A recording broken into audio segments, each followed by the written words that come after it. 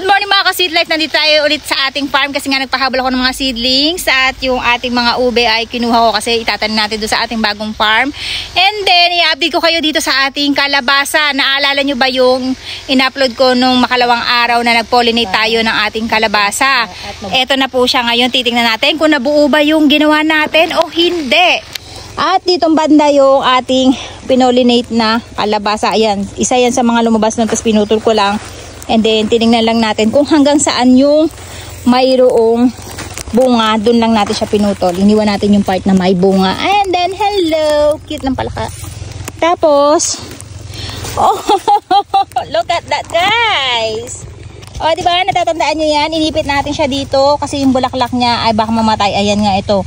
Mamamatay na to kasi dilaw lang yung kanilang lumabas na bulaklak. Ibig sabihin niya na ulanan na ng ulanan bago siya maging kalabasa. At eto na yung ating kalabasa. Hindi ko alam kung anong klaseng kalabasa ito tinanim ko, guys. Ayan, dalawa sila magkadikit. Natatandaan nyo ba yan? Ayan, okay. Nabuo yung ating pangalawang kalabasa. And then meron pa tayong isang pinollinate na bilugan naman. Doon naman yung sa looban. Ayun siya. Ay, ang cute niya. Pero bakit dilaw?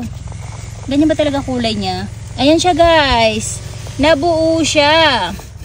Pero hindi ko sure bakit dilaw ang kanyang kulay.